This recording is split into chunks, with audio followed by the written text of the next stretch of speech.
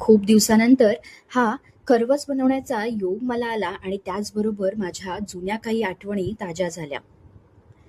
तर आजच्या आठवडी बाजारामध्ये काका हे चीक घेऊन आले होते.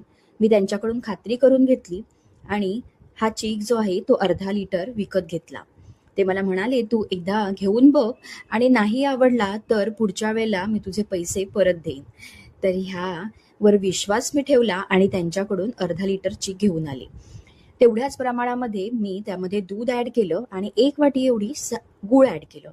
तुम्हाला जर साखर आवडत असेल तर साखरसुद्धा ॲड करू शकता. आता हे सगळं एकत्र करून व्यवस्थित गूळ विरघळल्यानंतर ते लगेचच गाळून घेतलं. म्हणजे जर त्यात काही कण असतील, काही चारा वगैरे असेल, तर तो व्यवस्थित निघून जाईल. तर आता ह्यासोबतची आठवण माझी म्हणाल, तर माझे मामा हे बँड्रा इथे कॉलनीमध्ये राहायचे. आणि तिथे आमच्याकडे एक भैय्या यायचा, ज्याच्याकडून आम्ही नेहमीच चीक जो आहे तो विकत घ्यायचो. तो आवर्जून तिथे यायचा. जेव्हा चीक अवेलेबल असेल, तेव्हा तो खालून बिल्डिंगच्या खाली आवाज द्यायचा आणि अगदी थेट वरती घेऊन चीक यायचा. कारण त्याला माहिती असायचं, की आपले हे गिराईक जे आहेत ते बांधलेले आहेत. तर बरेच वर्षानंतर मामाने ते घर सोडलं आणि त्यानंतर त्याच्याशी संपर्क आमचा तुटला. पण असंच 5-6 वर्षानंतर एकदा डोंबिवली येथे आमच्या घरी, आमच्या बिल्डिंगखाली चीक घेऊन हाच व्यक्ती आवाज देत होता.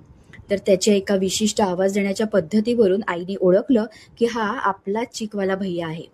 म्हणून त्याला आम्ही आवाज देऊन वरती घरी बोलवलं आणि तो सुद्धा इतका चाट झाला, म्हणाला, "दीदी आप इधर कैसे? कितने सालों के बाद आप मिले हो." तर त्याला झालेला आनंद आणि माझ्याही आईला झालेला आनंद बघून वाटलं, की दुनिया किती छोटी आहे, किती गोल आहे. तर ह्या काही आठवणी असतात. अनपेक्षित पद्धतीने तो भेटला होता. तर ह्या आठवणी ज्या आहेत त्या आज पुन्हा एकदा जाग्या झाल्या.